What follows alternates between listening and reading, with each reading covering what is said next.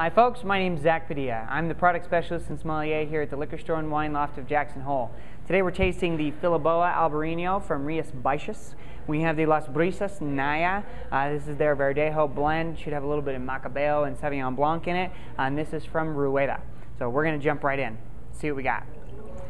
As we all know, I'm a huge Spanish wine fan. The Fillaboa has been used in a couple of different special events and stuff that we've done here at the store, so I like this one. Let's see what we got here. Getting some big citrus here. There's a nice lemon lime kind of citrus thing going on. Getting a little bit of like a minerality, kind of flinty on the nose. Also just a tiny bit of like a briny, salty kind of characteristic, and some white flowers. This is kind of fun. It's opening up a little bit too. Like originally it's just super tight and really mellow on the nose. The palate doesn't disappoint, but the nose is just so tight. This one is kind of opening up a little bit. It's really nice.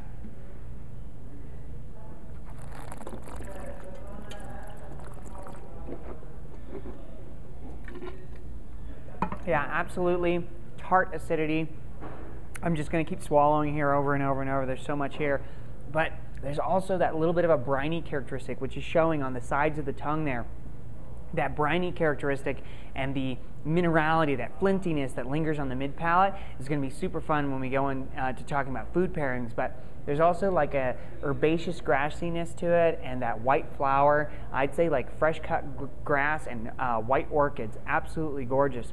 So when it comes to food pairing, this is really, really easy to do. Go for shellfish. I mean, that big minerality that comes with shellfish, and especially if you're using like a little bit of butter or oil or anything like that, it's super fun to go with because it'll cut through that that oil and that butter. But the minerality just pairs so well with shellfish. So my suggestion, steamed mussels.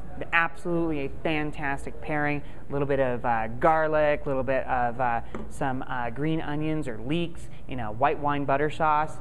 Freaking phenomenal. Absolutely amazing. The Las Brisas.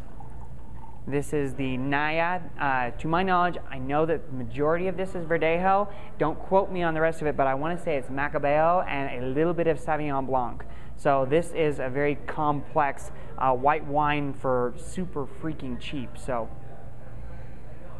but the nose here has less minerality, less briny characteristic, more of that citrus. I would say like orange zest. But this one, super floral, big time white orchids, big like orange blossoms. It is a huge nose with those floral characteristics. There's definitely an herbaceous tone to this as well. We're getting that grassiness, maybe a little bit of asparagus, but big time what I get is oregano. That like oregano characteristic will come in super fun handy when we go into food and wine pairing.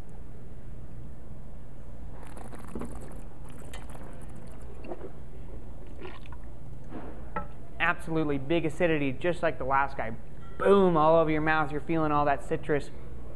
Definitely getting a little bit of minerality on the mid-palate. I'd say more of a chalky mid-palate, not quite like the minerality and the briny, salty kind of characteristic that this one comes from. Very fresh fruit, but that minerality just really lingers around on the palate. Again, shellfish, why not?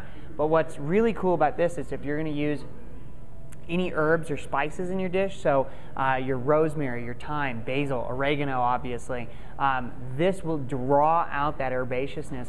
It's so much fun to try different stuff like that. Try maybe like a chicken dish with like a oregano spicing on the outside or some Italian spicing like that. Unbelievable, great pairing. So, beautiful wines. We tasted the Fillaboa Albarino from Brisas and the Las Brisas Naia from Rueda. Thanks for joining us. Hopefully we'll see you here in the store every Friday from 4 to 7 for our weekly wine tastings, and on the web at wineliquorbeer.com. Thanks for joining us. Cheers.